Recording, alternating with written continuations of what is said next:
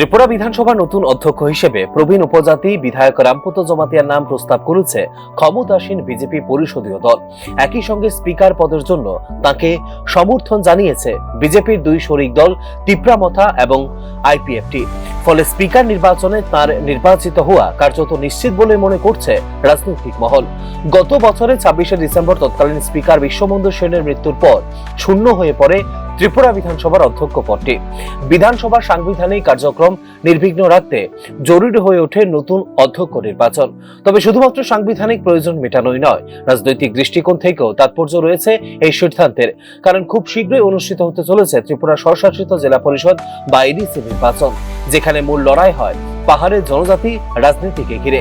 সেই প্রেক্ষাপটে জনজাতি সমাজের একজন প্রবীণ ও অভিজ্ঞ নেতাকে বিধানসভার সর্বোচ্চ সাংসদীয় পদে বসানোর মাধ্যমে বিজেপি এক গুরুত্বপূর্ণ রাজনৈতিক বার্তা দিতে চাইছে বলে মনে করছেন পর্যবেক্ষকরা। ত্রিপুরার পাহাড়ি অঞ্চলে দীর্ঘদিন ধরেই জনজাতি রাজনীতি অত্যন্ত প্রভাবশালী। সেখানে আঞ্চলিক দলগুলির শক্ত অবস্থানও দেখা গেছে বিভিন্ন সময়ে।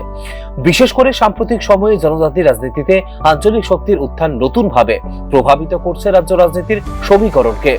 এই পরিস্থিতিতে জনজাতি সমাজের প্রতিনিধিত্বকে সামনে এনে পাহাড়ে নিজেদের গ্রহণযোগ্যতা আরো শক্তিশালী করতে চাইছে বিজেপি।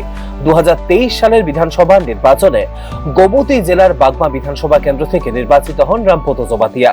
জনজাতি রাজনীতিতে দীর্ঘদিন সক্রিয় থাকা, রাজনৈতিক অভিজ্ঞতা ও সাংগঠনিক দক্ষতার জন্য পরিচিত এই প্রবীণ নেতা তাঁর রাজনৈতিক জীবনের অভিজ্ঞতা এবং প্রশাসনিক দক্ষতা বিধানসভার কার্যক্রম পরিচালনায় গুরুত্বপূর্ণ ভূমিকা রাখতে পারে বলেও মনে করছেন অনেকেই। নমস্কার। আজকে আমাদের পরিষদীয় বৈঠকে বিজেপি আইপিএফটি ত্রিপুরা মাথার বৈঠকে আমাকে ত্রিপুরা রাজ্যের স্পিকার হিসাবে, অধ্যক্ষ হিসাবে নির্বাচিত করার জন্য, প্রস্তাব রাখার জন্য আমি বিশেষ করে আমাদের দলীয় নেতৃত্ব, কেন্দ্রীয় নেতৃত্ব যারা আছেন, যশস্বী প্রধানমন্ত্রী, যশস্বী আমাদের নীতিন নবীনজি, স্বরাষ্ট্রমন্ত্রী অমিত ভাই শাহজি এবং বিএল সন্তোষজি, এবং বিশেষ করে আমাদের ত্রিপুরা রাজ্যের প্রভারী ডক্টর রাবজি রায়জি এবং আমাদের স্টেট মুখ্যমন্ত্রী প্রফেসর ডক্টর মানিক সাহাজি এবং স্টেট সভাপতি, রাজ্যসভার সাংসদ মাননীয় রাজীব ভট্টাচার্যজি এবং ডেপুটি স্পিকার, চিফ হুইপ এবং সমস্ত মন্ত্রী এবং এমএলএ, আমাদের তিন দলীয় যারা আছেন সবাইকে আমার তরফ থেকে আমি ধন্যবাদ জানাচ্ছি। আমি সবার কাছে সহযোগিতা চাইব। আমাদের প্রয়াত রামপত জমাতিয়ার জন্ম ১৩ই ফেব্রুয়ারি ১৯৫৭ সালে।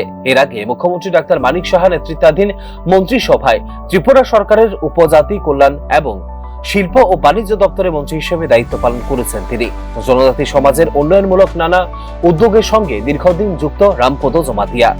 ২০১৮ সালের বিধানসভা নির্বাচনে সিপিআইএম এর প্রার্থী নরেশ জমাতিয়াকে ২৮৩৩ ভোটের ব্যবধানে পরাজিত করে বাগমা কেন্দ্র থেকে বিধায়ক নির্বাচিত হন তিনি। এরপর থেকে রাজ্যের জনজাতি রাজনীতিতে একটি গুরুত্বপূর্ণ মুখ হিসেবে পরিচিতি পান রামপত জমাতিয়া। এদিকে স্পিকার পদে আনুষ্ঠানিকভাবে নির্বাচিত হলে বিধানসভার কার্যপ্রণালী সুষ্ঠুভাবে পরিচালনা করা এবং সংসদীয় শিষ্টাচার বজায় রাখার ক্ষেত্রে নিরপেক্ষ ও দায়িত্বশীল ভূমিকা পালন করবেন বলে জানিয়েছেন রামপত জমাতিয়া। যেভাবে সুন্দর করে চালিয়ে নিয়ে গেছেন, আমি অবশ্যই ওনার পথ অনুসরণ করে আমি অবশ্যই চালাতে চেষ্টা করব, আমার দায়িত্ব পালন করতে চেষ্টা করব। আমার দলীয় যারা সবাই আছেন, বিধায়করা, মন্ত্রীরা যারা আছেন এবং অন্যান্য যারা আমাদের প্রেস মিডিয়া আছেন, সোশ্যাল মিডিয়া আছেন, প্রেস মিডিয়া, সবার কাছেও আমি সহযোগিতা চাইব। আপনারা আমাকে সহযোগিতা করবেন। আমি যাহাতে আমাকে যে দায়িত্ব দেওয়া হতে যাচ্ছে এবং দলীয়ভাবে এনডিএর তরফ থেকে যেটা আমাকে নির্বাচিত করা হয়েছে, ওই দায়িত্ব যাতে আমি পালন করতে পারি, সবার কাছে আমি সহযোগিতা চাইছি। ধন্যবাদ। সব মিলিয়ে রাজনৈতিক পর্যবেক্ষকদের মতে এডিসি নির্বাচনকে সামনে রেখে জনজাতি সমাজের একজন প্রবীণ প্রতিনিধিকে বিধানসভার অধ্যক্ষ হিসেবে সামনে আনা বিজেপির একটি সুপরিকল্পিত রাজনৈতিক বার্তা। এর মাধ্যমে একদিকে যেমন পাহাড়ে জনজাতি সমাজের প্রতি সম্মান প্রদর্শনের বার্তা দেওয়া হচ্ছে, তেমনি জোট সঙ্গীদের সঙ্গে সমন্বয় বজায় রেখে আগামী নির্বাচনের লড়াইয়ের জন্য রাজনৈতিক জমি মজবুত করার কৌশলও নিয়েছে Bharatiya Janata party. Bureau report, news নাও।